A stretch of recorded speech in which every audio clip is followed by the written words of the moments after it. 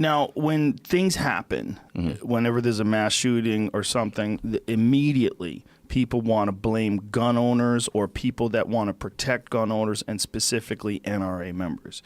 This comes down on you sometimes. This always comes down. It does, right? Yeah. Like they point to you, you're the problem. It comes down on me. The people that want guns and the people that don't want regulations and don't want, additional screening. But yeah, because you got to think about it. So, like, the figureheads, when you start talking about Wayne, and so people go after them clearly, right? But then also you have the personalities of the brand, which is me, Dana, and Dana Lash. Dana Lash, right? She's an official spokesperson, right? She's a very nice lady. I met her. Exactly. And then you have Cam Edwards. Been on his show as well. Exactly. Yeah. And so what tends to happen is I get it a lot via social because that's how I built my brand, right? I built my brand through social.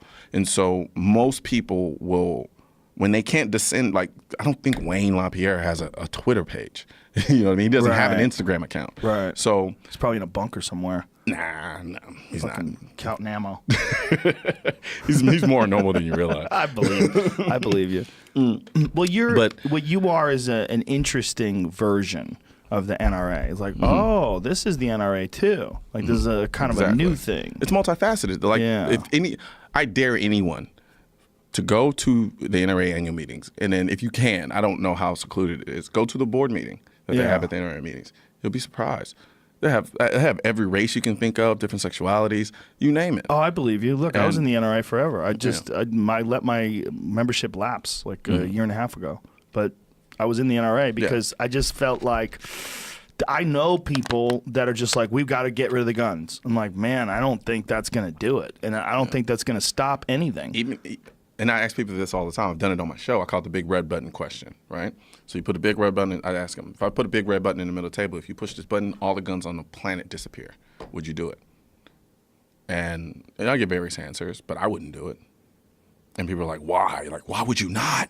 That'd be the end of violence. I'm like, not really. It's also the end of defense. Exactly. Especially when you're talking about military. I mean, if you don't have guns, like, what are we going to fight with swords and bows and arrows and shit? You know what the interesting thing about that too is, a lot of people on the other side will say, they were like, why? The same people will say, well, why do you need an AR-15? And then the inverse, when I say the Second Amendment is actually not about hunting, it's about defending ourselves from a tyrannical government, domestic or foreign. They're like, oh, you think your little stupid guns are going to be able to defend against the government? I'm like, well, then why don't you give me the guns that the government has then?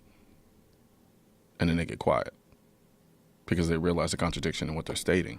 Well, it's also the government. When you say the government, like, protect us against the government, we are the government. The government's filled with people. Yeah. Like, the cops are us. The problem is this separation of us. If you gave me a red button and said, could I end all senseless violence by hitting that button? I would say yes. And then when people say it's a guns problem, I say, do you know that London passed New York City for the first time since 1800 in homicides, and they did it with fucking knives. With knives, to the point where that goofball mayor of London, that dork, on his Twitter page said there's no reason to carry a knife. If you get caught carrying a knife, you'll be prosecuted under the fullest extent of the law. But this is a fucking knife. But I've got a knife. Oh, I don't have it on me right now. But I have a knife on me all the time. This is the same country that utilizes the shining example of what we should be doing in America. Exactly. And they have more murders in London from knives. And here's the funny thing about that too.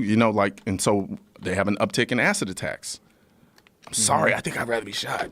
Yeah, that acid is crucial.